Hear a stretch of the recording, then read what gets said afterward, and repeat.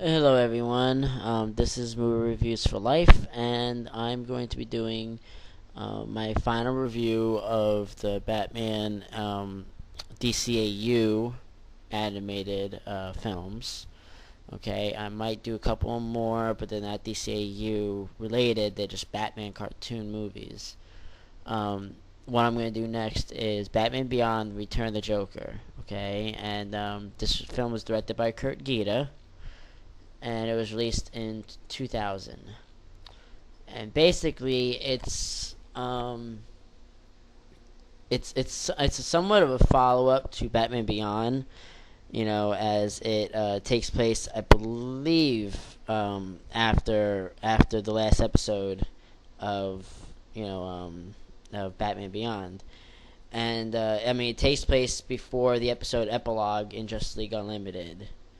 But yeah, it takes place basically after the last episode of Batman Beyond. And what happens is the Joker returns, and Bruce is basically like flabbergasted as to how he is able to do it. He's taken over the current Joker's gang, and there's like a big mystery on how it is, because he doesn't seem to have aged at all. He's not inhuman. He's psychotic, but he's not inhuman like Mr. Freeze, or Clayface would be. So there's really, the explanation that comes out, is actually pretty, like, kind of pretty freaky. We do get another look at the Gotham Knight style, Batman animation, and because basically Barbara tells Teri about the last time they faced the Joker, in which he kidnapped Tim Drake's Robin, and made him psychotic, made him kind of like a little Joker, and until he was able to find out that Bruce was actually Batman and everything else. And it's really, it's very kind of creepy. There's the version I have, unfortunately, is the PG version, or PG-13 version. It's not the version. I'm sorry. I have the not rated version. This is not the uncut version I actually have, but I have seen that version, and that version is pretty freaky. Because in that version, Tim's actually responsible for the death of the Joker. In the present time. Not the future time, and it's really kind of.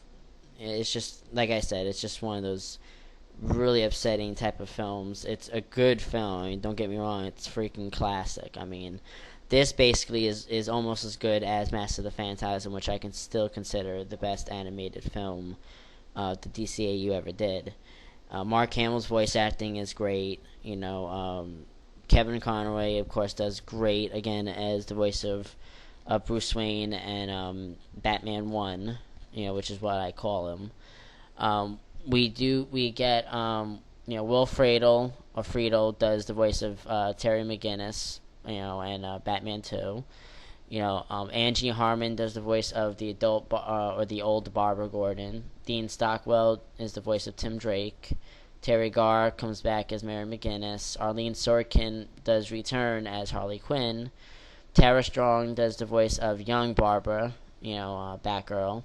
Mathew Valencia does the voice of Tim Drake and Robin, young versions of them. Melissa Joan Hart's in this. Michael Rosenbaum comes in this. Henry Rollins, Rachel Lee Cook, Frank Welker, Lauren Tom, and a couple of others. And like I said, I'm going to give this about a 4 out of 5. Definitely worth checking out. It's not the final. It's not the final curtain call for the DCAU, but it's the final movie that the DCAU produced. All the movies that came after this are basically just DC, universe movies. Like Batman, Gotham Knight, and Justice League: The New Frontier. But I'm going to go on with, there's a commentary by the filmmakers. Alright, it doesn't say who, but I do believe Curt Geda, Bruce Timm, Paul Dini, Alan Burnett, and I think Glenn Murakami that is the ones who do the commentary on this. We get the behind-the-scenes documentary, deleted scenes, animation test, we get a music video called Crash by Mephisto Odyssey featuring Static X or Wayne Static, animated character bios, and the DVD is enhanced with a DVD-ROM feature, links to Warner Brothers Family Entertainment websites, special web events, and sampler trailers. Like I said, this the not rated version, not the PG-13 unrated adult rated version. But it's still good. Definitely go check it out. Add this to your collection, most definitely. If you haven't seen the Batman Beyond TV show, I would go, try to find a site that has it for free, or maybe just buy the season sets. Because otherwise, you might only like this film because of the old Batman and Joker, but you won't really understand the concept. But yeah, like I said, go see it. 4 out of 5. Enjoy.